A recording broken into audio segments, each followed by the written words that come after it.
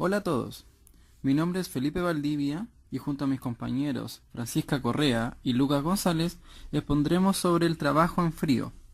Comprenderemos el endurecimiento en materiales dúctiles, las dislocaciones, los mecanismos microestructurales, la manufactura, el porcentaje de trabajo en frío y algunas ventajas y desventajas que tiene el trabajo. Para empezar, diremos ¿qué es el trabajo en frío? El trabajo en frío ocurre a temperatura ambiente o menor. El trabajo en frío se produce cuando se aplica una fuerza sobre un material, en donde esta fuerza tiene que ser mayor al punto de excedencia, para que haya un punto de deformación. Este proceso se da en los metales y en las aleaciones de metales.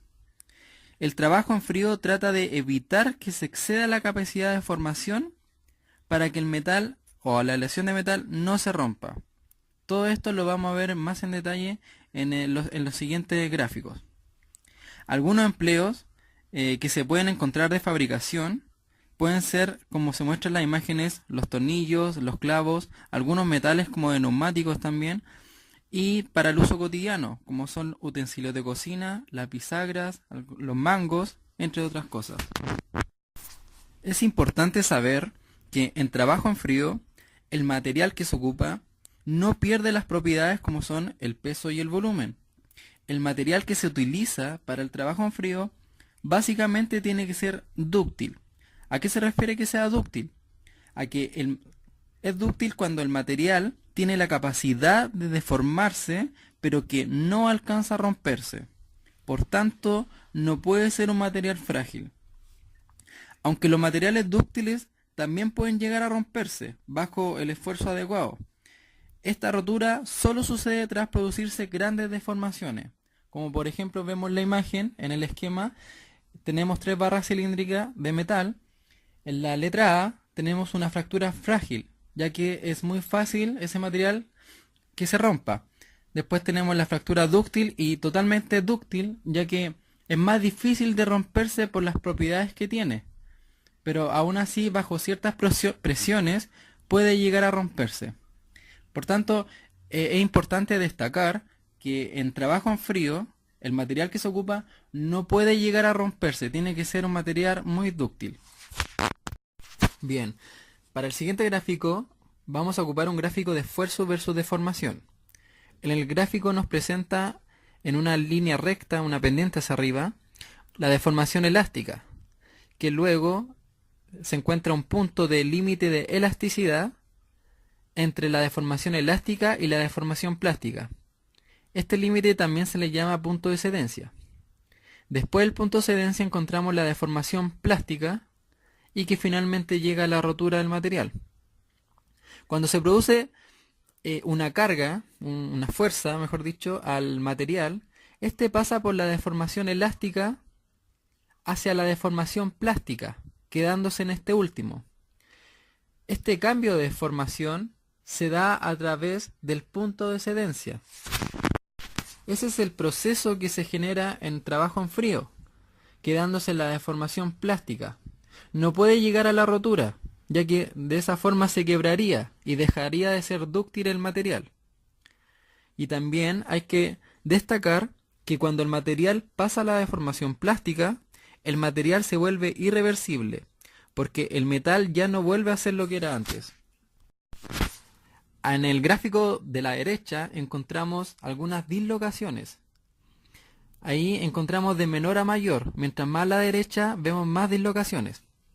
¿A qué se refieren las dislocaciones? Se refiere que si a medida que aumentan las dislocaciones, estas crean resistencia a las nuevas dislocaciones. Por tanto, su resistencia aumentan. Vale decir que mientras mayor sea la carga, mayor va a ser la resistencia del metal. Esto se debe a que es más difícil de deformar. También puede deberse a que puede contar con muchas imperfecciones de redes cristalinas del material.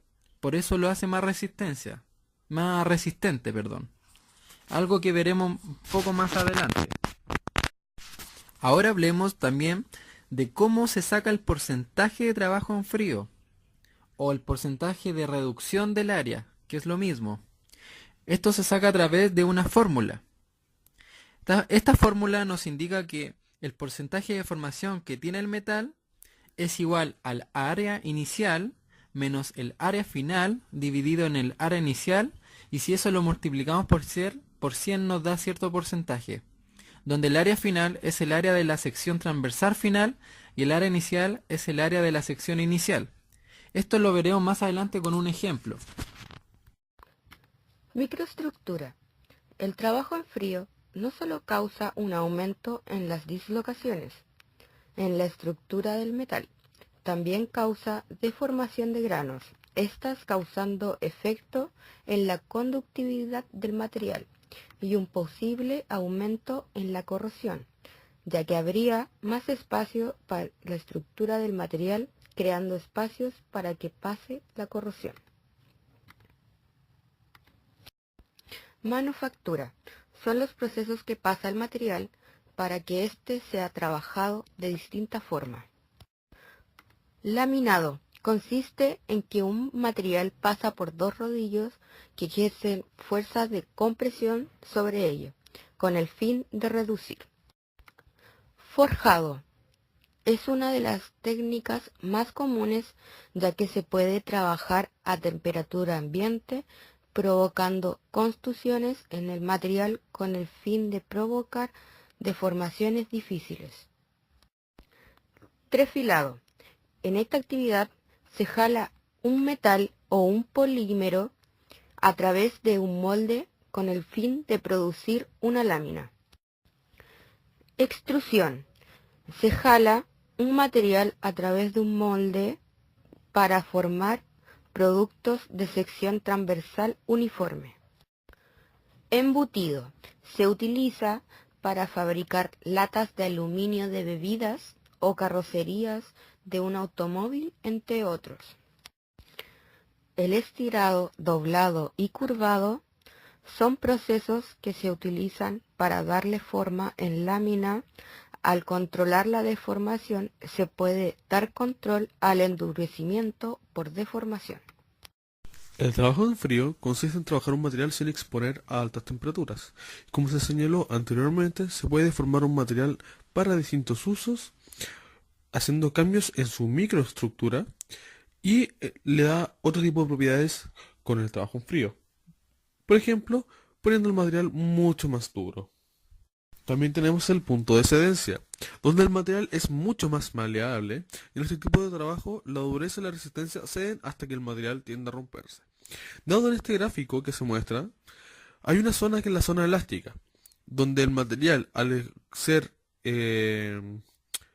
expuesto a una presión o una fuerza anexa, tiende a un punto donde el material, al estirarse, puede volver a retomar su forma.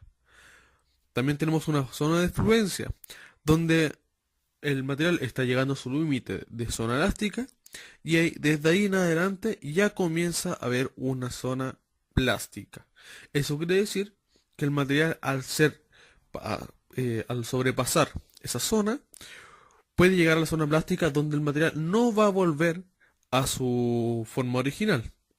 Y sobrepasando esto de la zona plástica va a llegar a un límite de presión máxima, o de trabajo máximo, donde el material ya comienza a deformarse a tal punto que si le sigue ejerciendo una mayor fuerza, o tal vez menor, puede llegar a una fractura fácilmente.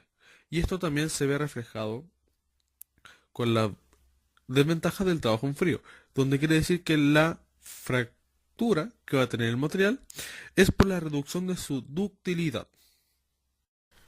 Como ventajas del trabajo en frío, hay muchas, las cuales se van dando por el tipo de trabajo que se le da.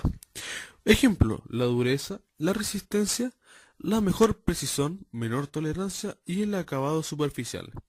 La dureza y la resistencia del material se dan a través de golpes. Un gran ejemplo de esto son los escudos de los vikingos, los cuales al ser forjados se les golpeaba para que pudiera mantener una dureza aún mayor. También mejora la precisión en ese tipo de trabajo, por ejemplo, dándole la forma a las espadas, y también tiene una menor tolerancia.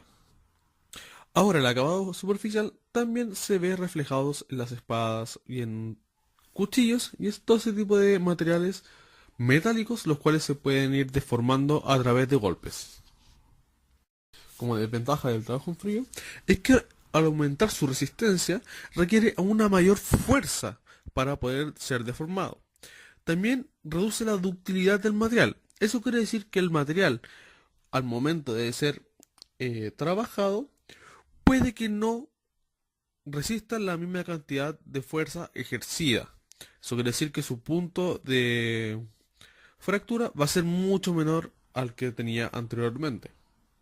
A continuación, se dará a conocer un ejercicio de una placa de cobre de 1 cm² de espesor, que se reduce en frío a primero 0.5 cm² y posteriormente se reduce más hasta llegar a los 0,16 cm².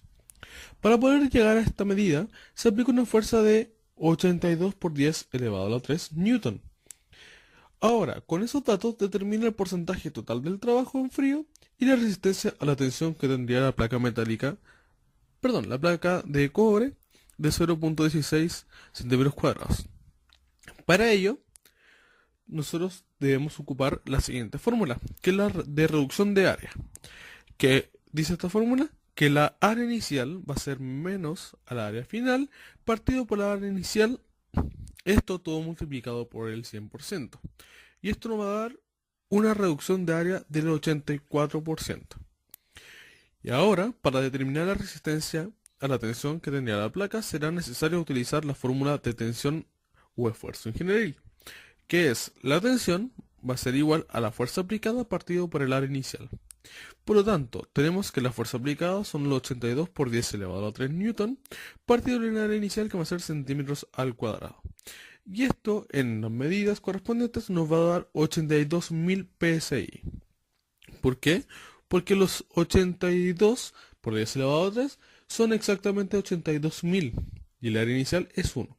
Por lo tanto, esa sería la fuerza aplicada para que se reduzca a los 0.16 cm².